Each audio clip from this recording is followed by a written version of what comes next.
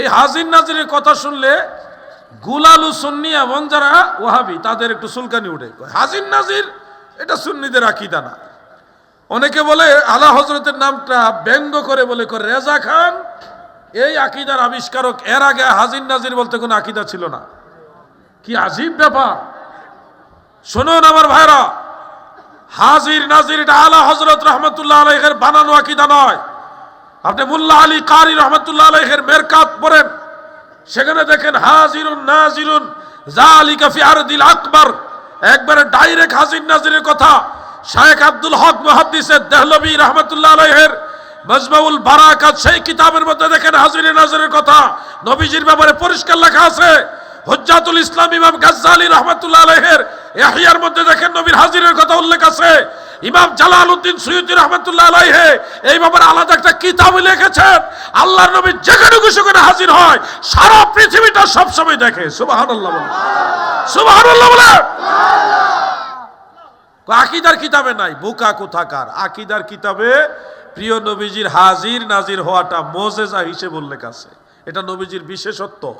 এটা কি নবীজির একটা বিশেষত্ব?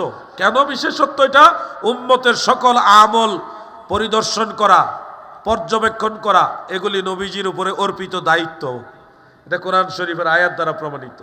ইয়া আইয়ুহান নাবিয়্যু ইন্না আরসালনাকা শাহিদা, নবী গো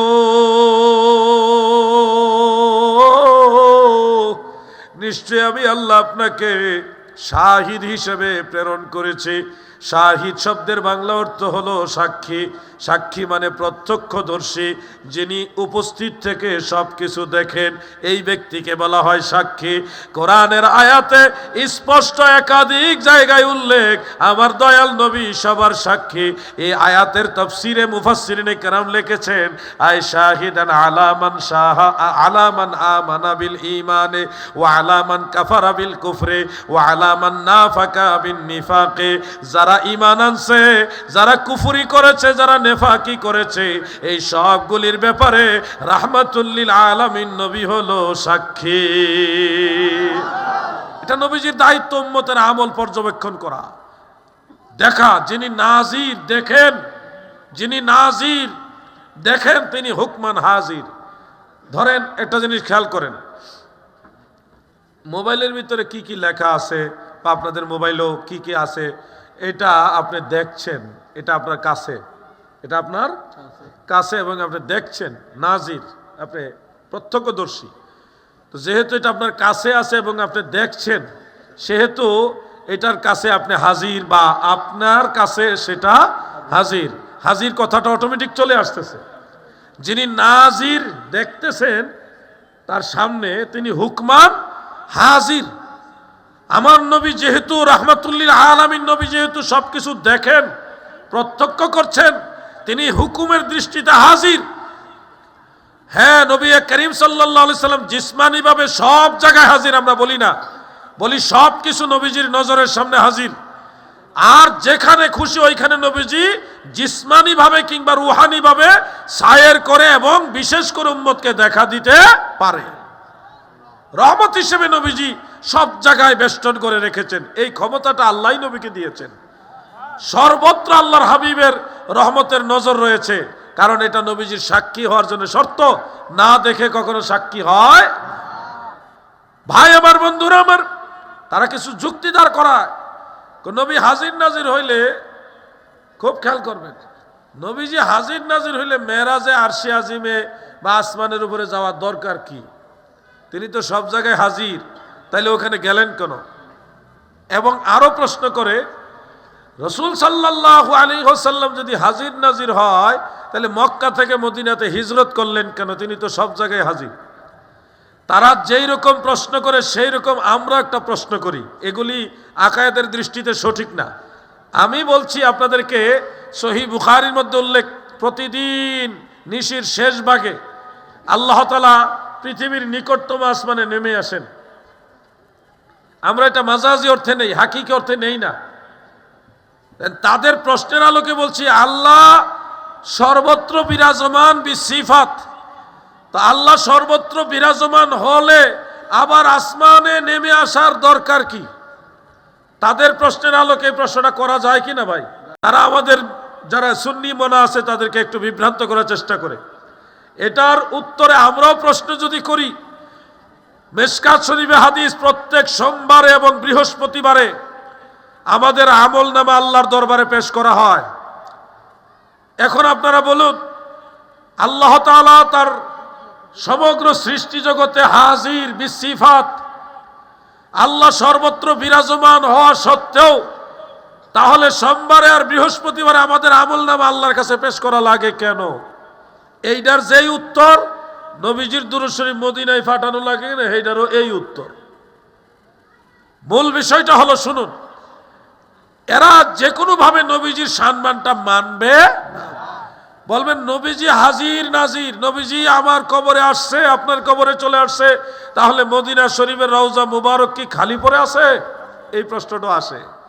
শুনুন, আমার দয়াল নবীজি এমন এক মহান সত্তা, আল্লাহ তাআলার দয়ার এক ভান্ডার, এমন এক মহান আল্লাহ প্রদত্ত শক্তিধর ব্যক্তিত্ব, যে রওজা মুবারকে জেসেম মুবারক নিয়ে থাকা সত্ত্বেও যে কোনো জায়গায়, বহু জায়গায়, অসংখ্য জায়গায় যেতে পারে। এটা বুঝানোর জন্য আপনাদেরকে একটা উদাহরণ দেই, তুলনা দেওয়ার জন্য না, জাস্ট বুঝার জন্য। তুলনা দেওয়া যাবে না। আপনারা আকাশে চন্দ্র দেখেন, সূর্য দেখেন, এই চন্দ্র সূর্য ওঠার পরে প্লেটের মধ্যে কিছু পানি নিয়ে 100 বা 100 না হয় 1000 প্লেট নিয়ে বা আরো বেশি নিয়ে বা কম নিয়ে আপনি সূর্যের দিকে প্লেট ধরেন অথবা চন্দ্রের দিকে প্লেট ধরেন, প্রত্যেকটা চন্দ্রের প্রতিচ্ছবি, সূর্যের প্রতিচ্ছবি, 100 প্লেট হোক 1000 প্লেট হোক, প্রত্যেকটার ভিতরে দেখা যাবে কিনা? আমি তুলনা দেওয়ার জন্য বলছি না, বোঝার জন্য বলছি। আপনারা বলুন, হযরত আজরাইল কয়জন? ঘুমায় রয়েছেন নাকি? হযরত আজরাইল আলাইহিস সালাম একজন।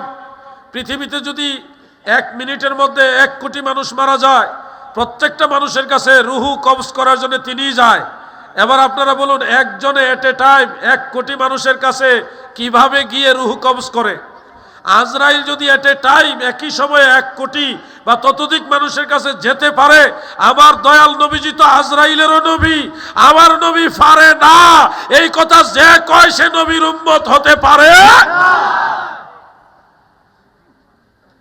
এগুলি হলো যুক্তিকে যুক্তি দিয়ে খণ্ডন। ইসলাম যুক্তি দিয়ে চলে না, ইসলাম চলে কোরআন সুন্নাহ দিয়ে। আমি বলছি, রাসূল করিম সাল্লাল্লাহু আলাইহি ওয়াসাল্লাম হাজির নাজির, এটা আহলে সুন্নাত ওয়াল জামাতের সকল ইমামদের আকীদা, এটার বিরুদ্ধে কেউ ছিল না। আমি হাজির নাজির নিয়ে কিতাব লিখতে গিয়ে দেখলাম, দলিল লিখতে লিখতে আমি ক্লান্ত হয়ে গেছি, এত দলিল। তারা বলে আকীদার কিতাবে আসেনি। ভাই, আকীদার কিতাবে এই বিষয়টা নবীজির মুজিজা হিসেবে উল্লেখ আছে। মুজিজাতুন নবী সাল্লাল্লাহু আলাইহি ওয়াসাল্লাম হাক্কুন, রাসূল পাকের মুজিজা, সাক্ষী হওয়া, শাহিদ হওয়াটা, এটা নবীজির একটা কি মুজিজা, বৈশিষ্ট্য। এই বৈশিষ্ট্য হিসেবে আকীদার কিতাব এটা আছে। বলবেন তাইলে আগের ইমামরা বললো না কেন? আগের ইমামরা সবাই বলছে, আপনি জানেনই না। ইমাম আবু হানিফা, ভাইজান, ইমাম আজম আবু হানিফা রহমাতুল্লাহ কাসিদার মধ্যে একটা কথা আছে, আমি যেদিকে তাকাই, ওগো দয়াল নবী, আপনাকে ছাড়া কিছুই দেখি না। এবার ওটা সম্ভবত এরকম, ইজা নাজারতু মা আরা ইল্লাকা, এরকম সম্ভবত এবার ওটা। আমি যখন নজর করি, যেদিকে নজর করি, দয়াল নবীকে আপনাকে ছাড়া কিছুই দেখি না। তাহলে হাজির নাজির না হইলে নবীজিকে সব দিকে ইমাম আবু হানিফা দেখে কেমনে? বুকা, তুমি বুঝো না নবীর শানমান, তুমি বুঝো না, তুমি বুকা। কেন বললাম বুকা? নামাজে কাতারের মাঝখানে ফাঁক থাকলে শয়তান এসে ঢুকে। কে ঢুকে? আর শয়তানু জাসিমুন আলা কলবি ইবনে আদম, শয়তান মানুষের কালবের মধ্যে বসবাস করে।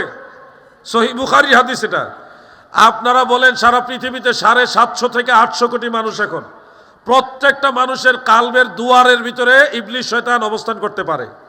শয়তানের কত পাওয়ার দিছে আল্লাহ! একটা মানুষও বাদ নাই, সবার কালবের দরজার মধ্যে শয়তান বসে থাকে, আর নবীজি পারে না। কেমন উম্মত হেরা, চিন্তা করেন। নবীজির ক্ষমতা শয়তানের চেয়ে কমাইছে তারা, নাউজুবিল্লাহ বলেন। আমার দয়াল নবীজির মহান অস্তিত্ব, মহান সম্মান সম্পর্কে তারা যদি জানতো, রাসূল পাকের জন্য তারা দেওয়ানা হয়ে যেত। আল্লাহ তাদেরকে বুঝার মতো জ্ঞান দান করুক, বলেন আমিন। সবাই বলেন আমিন। আমি আমার